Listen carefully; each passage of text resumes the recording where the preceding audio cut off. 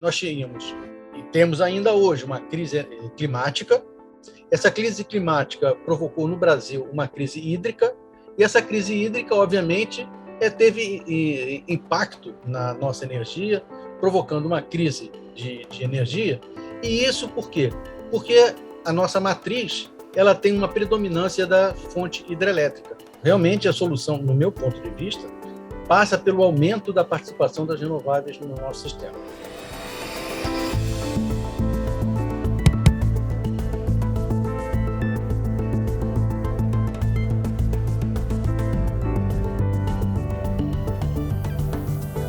Você sabia que a crise energética que a gente vive no Brasil desde o ano passado está intimamente ligada com a crise hídrica?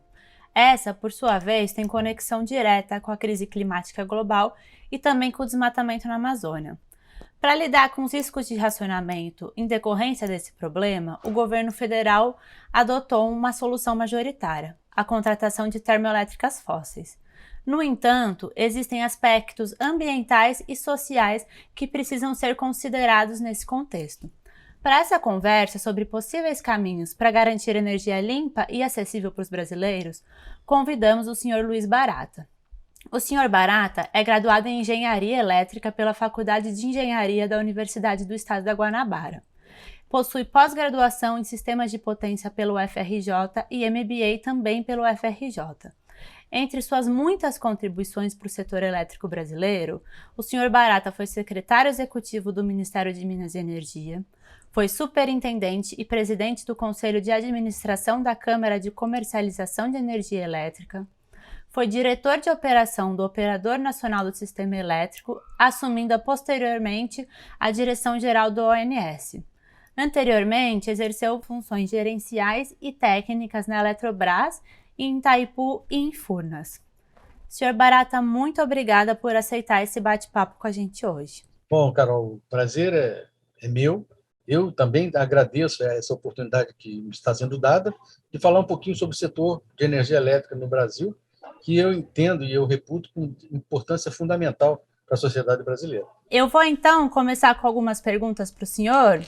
E a primeira delas é em relação à questão da tarifa de energia, né? A partir do próximo mês, a gente recebeu a boa notícia de que nós, consumidores de energia elétrica, teremos um alívio na tarifa de energia por conta da retirada da bandeira vermelha. O que eu queria perguntar para o senhor é se esse alívio ele é temporário ou ele veio para ficar. O senhor poderia, por favor, explicar para a gente por que a conta de luz no Brasil ela anda tão cara? E se a contratação das termoelétricas a gás que ocorreram ao longo de 2021 tem relação com esses altos custos de energia? Em primeiro lugar, vamos falar sobre a questão estamos falando sobre a questão das tarifas, né?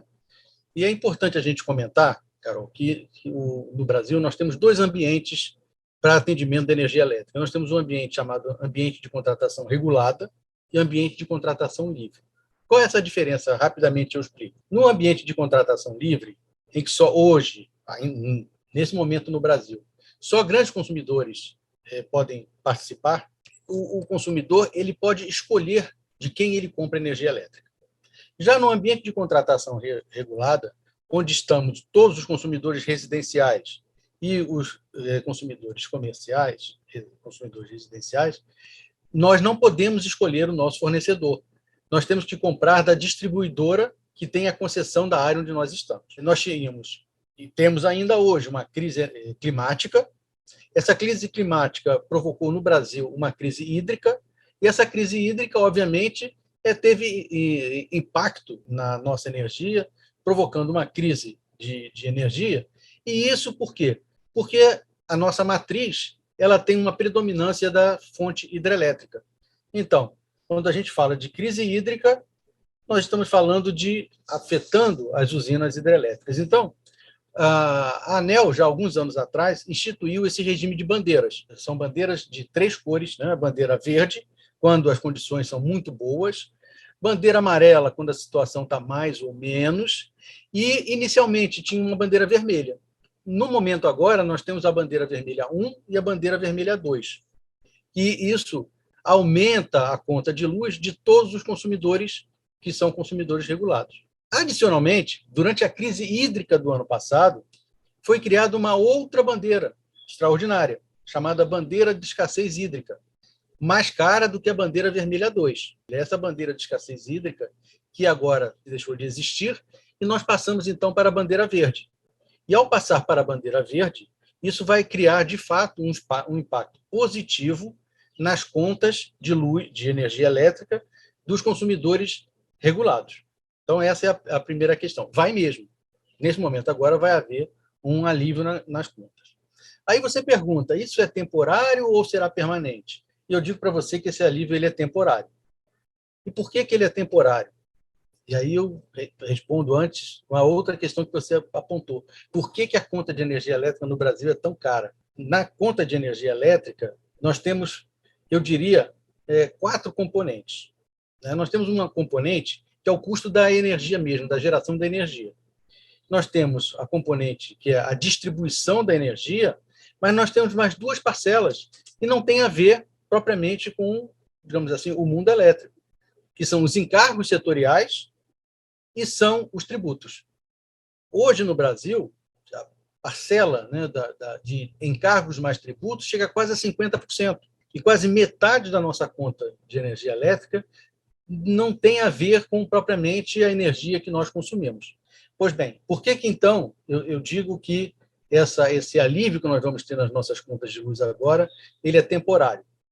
Porque, bom, fomos para a bandeira verde, devemos ficar no resto do ano em bandeira verde, mas a própria agência reguladora acabou de aprovar agora uma conta de desenvolvimento energético, que é chamada a CDE, de 30 bilhões de reais. Isto vai, com certeza, onerar não apenas os consumidores regulados, mas essa conta onera todos os consumidores, os regulados e os consumidores livres. Além disso, ao longo do ano, praticamente quase todas as distribuidoras terão reajustes de tarifas. Significa dizer que, ao longo do ano, a cada reajuste que a distribuidora tiver, ela esse alívio que nós temos agora, ele vai ser reduzido. Agora, você perguntou também sobre a questão das térmicas que nós contratamos no ano passado. Então, em outubro, foi feito um leilão extraordinário, onde se contratou 1.200 megawatts de energia, mais de 95% térmico. E térmico muito mais cara do que todas as térmicas que nós temos hoje. Nossas térmicas hoje, elas ficam na casa dos R$300, as térmicas a gás. Essas térmicas foram contratadas a R$1.600. Esse leilão, que foi feito em outubro do ano passado, ele contratou esses 1.200 megawatts de energia por 3 anos e pouco. Então, elas devem começar a operar agora, em maio, até dezembro de 2026. Ô, senhor Barata, eu queria agora perguntar em torno de um tema que a gente passou por cima, né? Hoje é incontestável o fato de que a gente está vivendo em um contexto de mudanças climáticas. E aí eu queria perguntar para o senhor se o senhor acha que, do ponto de vista do planejamento energético, a gente está preparado para lidar com essa nova realidade, uma vez que parte dos nossos processos de planejamento eles são feitos olhando o passado, ou seja, a série histórica de precipitação, e não olhando a variação de padrão diante desse novo contexto que a gente está aprendendo a viver, né? Em primeiro lugar, o planejamento elétrico no Brasil ele é histórico, né? Muito antes do modelo que nós implementamos no final da década de 90, o planejamento do sistema elétrico brasileiro ele é feito médio, longo e longuíssimo prazo. Mas é fato, né, que as mudanças que nós vivenciamos hoje, né, justificam, sim, aprimoramento dos modelos que nós utilizamos. Então, isso é verdade. E o primeiro passo é reconhecer que nós vivemos hoje mudanças climáticas, eu diria, fortes, bastante fortes, né? Não são mudanças simples. Então, é preciso que os especialistas, né, sentem em volta da mesa e discutam isso, debatam isso sobre a real necessidade de um aprimoramento nos modelos. Esse é o primeiro ponto. Mas eu queria chamar a atenção para um segundo ponto. O planejamento do sistema, eles também sofrem interferência política, coisa que não acontecia no passado. Hoje, o que nós temos é uma interferência muito forte do Poder Legislativo, né, através de emendas que são inseridas durante o debate constitucional de matérias do setor e que são extremamente prejudiciais, porque são decisões políticas, mas que não levam em conta nem a técnica, nem a economia. Então, é um equívoco completo, né? São térmicas em local inapropriado e ensejarão construção de gasodutos e de sistema de transmissão para o escoamento da geração de energia elétrica. Então, esse é um equívoco absoluto. A segunda questão é quando nós falamos, né, em avanço na direção das renováveis e fim de subsídios, de novo, o Poder Legislativo, também sancionado pelo Executivo, prorrogou por mais 30 anos subsídio para usinas térmicas a carvão. São muito mais poluentes, inclusive, do que a própria geração térmica. Então, essa a interferência do Poder Legislativo, quando se toma essas decisões sem respaldo técnico e econômico, o que tem é aumento de custo. E aí não adianta fazer discurso, né, de que vamos baratear o custo da energia, precisamos baratear a conta de energia, se todas as medidas e as decisões são tomadas na contramão dessa vontade ou dessa necessidade. Seu Barata, agora eu gostaria de fazer uma pergunta mais anterior, né, mais básica sobre a matriz elétrica brasileira. Hoje, a nossa matriz elétrica é composta por quais principais fontes? Isso tem mudado ao longo dos últimos anos, né? É possível dizer que a gente está vivendo um processo de carbonizar a matriz elétrica brasileira?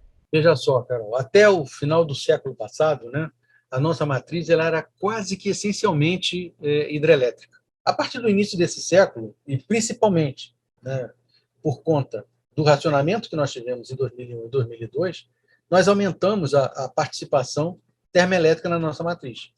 Então, hoje, nós passamos a ter uma matriz hidrotérmica, hidrelétricas mais térmicas, a carvão, pequena quantidade, a óleo combustível e a gás natural e GNL. Isso até 2010. Acontece que o mundo inteiro entrou no processo de descarbonização e o Brasil não podia atuar de forma diferente. Com o processo de descarbonização a nível mundial, o custo das outras fontes, né, das fontes renováveis não convencionais, e me refiro à eólica e à solar, esses custos caíram absurdamente pelo desenvolvimento que teve a nível mundial. O Brasil, hoje, me parece que é o sexto país em capacidade instalada de eólica. Participação hoje, de cada uma das fontes, é o seguinte: a hidrelétrica em torno de 65%, a térmica, a gás e GNL é da ordem de 9%, a eólica já é 12%. Então, a eólica hoje já é mais do que a térmica, a gás e a GNL. A solar ela pode ser usada em grandes fazendas ligadas ao sistema de transmissão, e aí, nesse caso, ela participa com quase 3% da nossa matriz. Mas ela pode ser também utilizada na chamada geração distribuída, que são nos telhados. Então, nesse caso, ela está hoje já a mais de 8% da capacidade instalada. Então, o Brasil está participando desse processo de descarbonização, sim. Só que, é importante a gente chamar a atenção, existe um lobby fortíssimo pelas térmicas. Um lobby muito forte, lobby esse, inclusive, que foi, eu diria, que foi responsável pela inserção daqueles 8 GB na lei da Eletrobras, defendendo a tese, né, de que a segurança do sistema, essas térmicas seriam imprescindíveis para a segurança do sistema. Não é.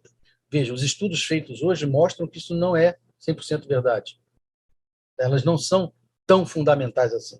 Bom, senhor Barata, então, para ir finalizando aqui as perguntas, eu gostaria de convidar o senhor para fazer algumas reflexões sobre possíveis soluções para esse cenário, né? Quais alternativas o poder público poderia adotar para garantir que a nossa matriz energética seja resiliente diante desse contexto de mudanças climáticas e também seja socialmente inclusiva do ponto de vista de garantia de uma tarifa acessível para os brasileiros, né? Quais são os possíveis caminhos que o senhor apontaria e também entender se o senhor acha que a solução ela passa por renováveis na matriz? Bom, eu começo a responder confirmando essa sua última parte da sua fala, Carol. Realmente, a solução, no meu ponto de vista, passa pelo aumento da participação das renováveis no nosso sistema, porque elas são as fontes mais baratas. Elas são as mais baratas que nós temos. Elas são ambientalmente limpas. E estudos recentes, né, mostram que nós podemos avançar muito na instalação dessas renováveis. Então, com isso, nós teríamos o custo da participação da geração reduzido. A outra questão é que nós não utilizamos todo o nosso potencial hidrelétrico. Nosso potencial hidrelétrico ainda tem alguma gordurinha que pode ser utilizada sem ainda avançar em áreas florestais, em áreas indígenas. Mas, no meu ponto de vista, a questão passa por avançar na direção das renováveis. A questão do custo, ela é um pouquinho mais complexa. Ela tem uma parte que é endógena, está dentro do setor, né, com a questão dos encargos, mas ela é exógena, está fora do setor quando a gente fala na questão das tarifas. É mais complexo, mas é preciso, né, que as autoridades públicas, né, se conscientizem de que algo precisa ser feito no sentido de reduzir o custo da energia. Porque, na medida em que aumenta o custo, ocorrem dois problemas, né? Existe um problema da inadimplência, porque o consumidor ele tem que tomar a decisão se paga a conta de luz ou se compra comida. O outro risco é do uso, vamos chamar assim, do furto de energia. E veja, quando a questão do furto, ele também vai além da capacidade das empresas do setor de energia elétrica. É uma ação do setor junto com o poder político, no sentido de rever os encargos e os tributos. Muito obrigada, senhor Barata, pelo seu tempo, pela sua disponibilidade. Eu queria ver se o senhor quer adicionar alguma outra coisa às falas que o senhor já colocou. Obrigado pelo convite para participar dessa conversa, um tema que é extremamente relevante e impactante na vida do cidadão brasileiro.